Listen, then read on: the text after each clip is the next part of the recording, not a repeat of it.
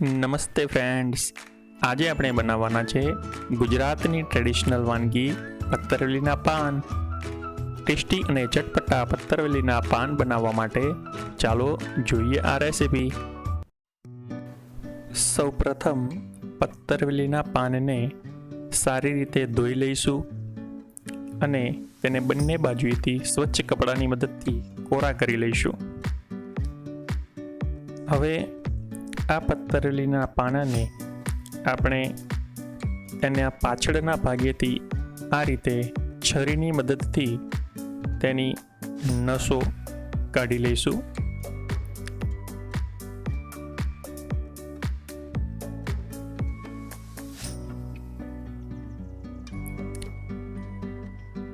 Main નસ ઉપરાંત બાકીની પણ જે બીજી બાજુની જે નાની નાની દેખાય છે નસો તેને પણ આપણે દૂર કરી લઈશું.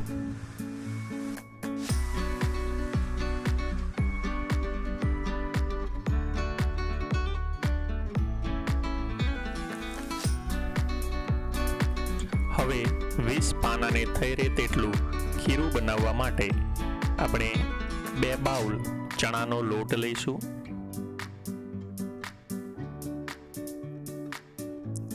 ચણાનો લોટ લીધા બાદ 1 બાઉલ જેટલો હાંડવાનો કરકરો લોટ લઈશું. ત્યારબાદ મરચાં અને લસણ કે જે ક્રશ કરેલા છે તેને અડધો બાઉલ જેટલું લઈશું.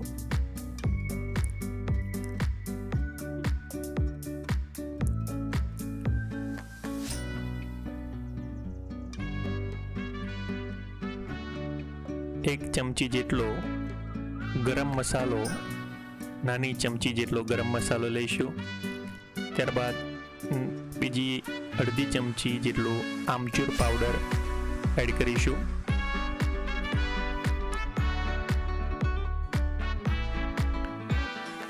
નાની અડધી ચમચી જેટલો હળદર પાવડર ઉમેરીશું.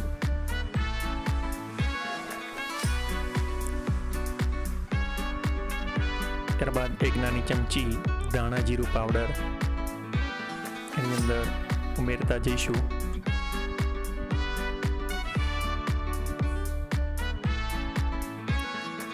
એક નાની ચમચી જેટલું કાશ્મીરી મરચું પાવડર એની અંદર ઉમેરીશું. ત્યારબાદ હાથની મદદથી આ રીતે અજમાને મસળીને એની અંદર ઉમેરીશું. મીઠું 1 થી 1.5 ચમચી જેટલું લઈશું.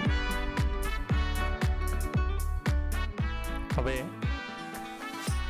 આંબલીને કે જે પલાળેલી છે અથવા તો આંબલીની ચટણીને આપણે લઈશું અને હવે બધા જ ઇન્ગ્રીડિયન્ટ્સને આ રીતે ચમચાની મદદથી હલાવતા જઈશું.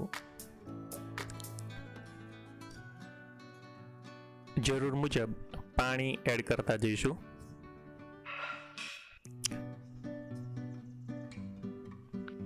તો તમે જોઈ રહ્યા છો કે અહીંયા સરસ મજાનું ખીરું તૈયાર થઈ રહ્યું છે.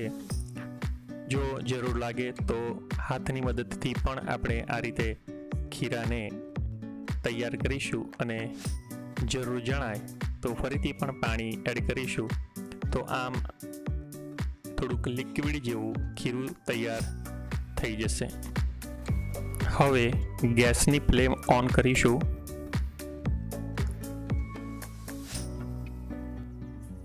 મીડિયમ ગેસની ફ્લેમ ઉપર આપણે સ્ટીમર મૂકીશું. સ્ટીમરની અંદર જરૂર મુજબ પાણી ઉમેરીશું અને ત્યારબાદ આ રીતે એનું ડીશ મૂકી દઈશું કાણાવાળી. ત્યારબાદ પત્તરવેલીના પાન ચોંટી ન જાય એટલા માટે આ રીતે તેલ લગાવી દઈશું અંદરની સાઈડ. ઢાંકણની મદદથી બંધ કરી દઈશું. તેને ગરમ થવા દઈશું. હવે બીજી બાજુ પાનાને ચોપડતા જઈશું. સૌથી મોટા પાન સૌપ્રથમ લઈશું. તેને ખીરાની મદદથી આ રીતે ચોપડતા જઈશું. નસવાળો ભાગ જે છે એ અંદર જાય એ રીતે આપણે ચોપડતા જઈશું. તો આ રીતે સરસ મજાનું પાતળું ખીરું આ રીતે ચોંટે એ રીતે આપણે અહીં ચોપડતા જઈશું. એક પાન ચોપડાઈ ગયા બાદ તેની ઉપર બીજું પાન જે છે મીડિયમ સાઇઝનું આ રીતે ગોઠવીશું અને એને પણ ખીરું ચોપડતા જઈશું. ધ્યાન રાખીશું કે ખીરું એક જ જગ્યાએ વધુ ન પડે.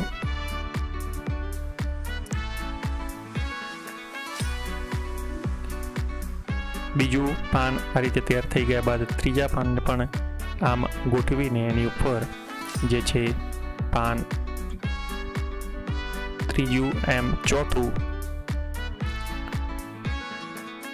પાન પણ તેની ઉપર ગોઠવી શકાય અને જેમ જેમ અંદર જઈએ તેમ નાના પાનનો ઉપયોગ કરતા જઈશું. ચોપડાઈ ગયા બાદ આ રીતે બંને બાજુએથી ફોલ્ડ કરી લઈશું અને સામાન્ય ખીરાવાળો હાથ તેની ઉપર લગાડતા જઈશું જેથી કરીને તેનો રોલ સારી રીતે વળી શકે. ત્યારબાદ કોઈ પણ એક બાજુથી આ રીતે ધીરે ધીરે રોલ વાળતા જઈશું.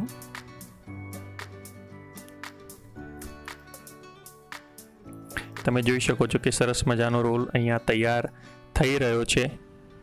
તો આમ જે રોલ છે એ સરસ મજાનો તૈયાર થઈ જાય છે અને આ રોલને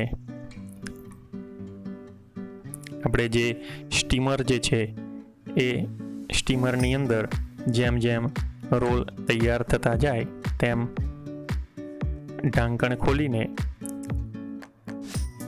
એ ચાલુમાં જ રોલ સ્ટીમરની અંદર મૂકતા જઈશું.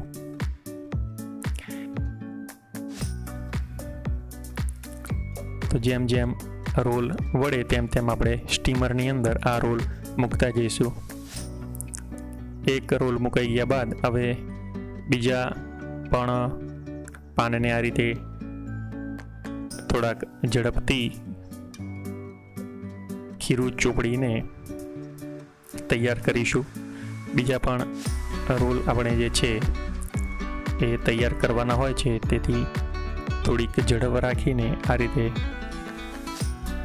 પાના એકબીજા ઉપર મૂકી તેના પર ખીરું ચોપડતા જઈશું.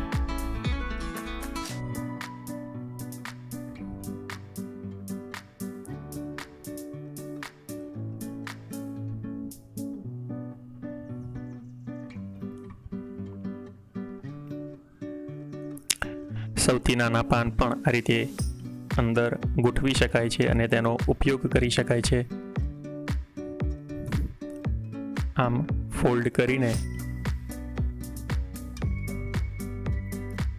એની પર સામાન્ય ખીરાવાળો હાથ મારી દઈએ તો સારી રીતે તે ચોંટી રહે છે.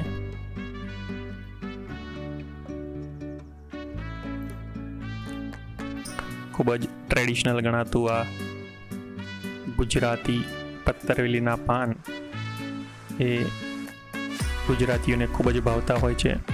તો આમ બધા જ રોલ તૈયાર થઈ ગયા બાદ એને વ્યવસ્થિત રીતે સ્ટીમરની અંદર ગોઠવીને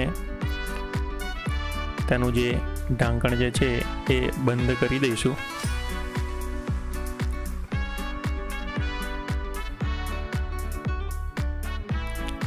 લગભગ 20 મિનિટ સુધી આ સ્ટીમરને મધ્યમ ફ્લેમ પર રાખીશું. 20 મિનિટ પછી આ રીતે છરીની મદદથી આ રીતે ચેક કરીને જોઈશું કે જો ખીરું ચોંટે છે કે નહીં. જો ખીરું ના ચોંટે તો જાણી લેવું કે તે થઈ ગયું છે. હવે બધા જ રોલને સ્ટીમરની બહાર કાઢી લઈ 15 મિનિટ સુધી રાખીને ત્યારબાદ ઠંડા પડે ત્યારે આ રીતે તેના સરસ મજાના નાના નાના પીસ કરી લઈશું. વ્યવસ્થિત રૂપે આ રીતે રહે એ રીતે આપણે નાના પીસ કરી લઈશું. હવે આ પત્રલીના પાન વઘારવા માટે ગેસની ફ્લેમ ઓન કરીશું. ત્યારબાદ તેની ઉપર એક પેનમાં લગભગ 4 ટેબલ સ્પૂન જેટલું તેલ લઈશું.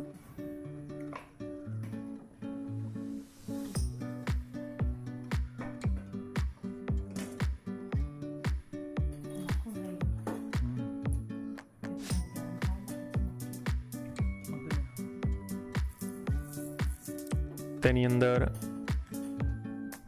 એક નાની ચમચી જેટલી રાઈ નાખીશું.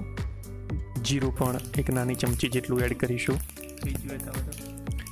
તેને ગરમ થાય ત્યાં સુધી રાહ જોઈશું.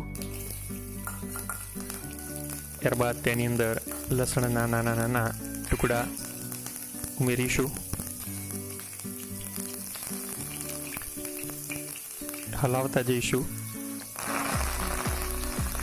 મીઠા લીમડાના પાન 8 થી 10 નંગ જેટલા ઉમેરીશું. તલ એક નાની ચમચી જેટલા ઉમેરીશું.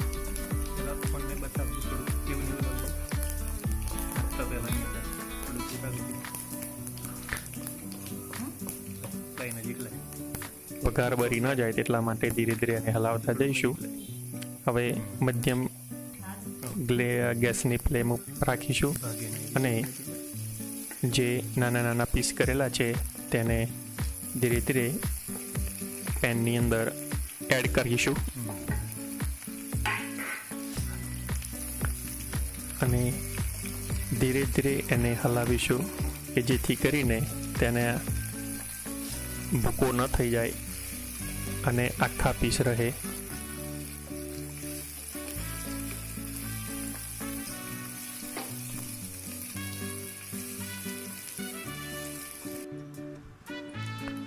આપણે જોઈ શકીએ છીએ કે સરસ મજાના પત્રવેલીના પાન તૈયાર થઈ રહ્યા છે.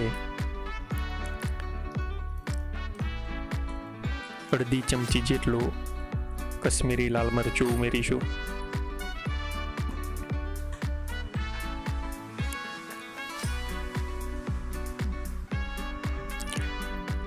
એક અડધી નાની ચમચી જેટલું મીઠું ઉમેરીશું.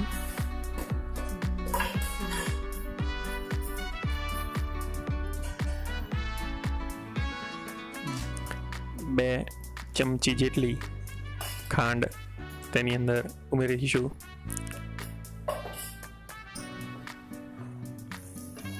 અને તેને ધીરે ધીરે આ રીતે હલાવી લઈશું.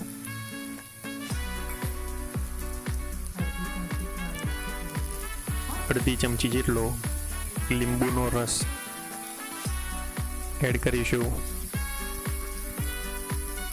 અને રસ સારી રીતે બધા પાનાની અંદર મિક્સ થઈ જાય એ રીતે એને હલાવીશું.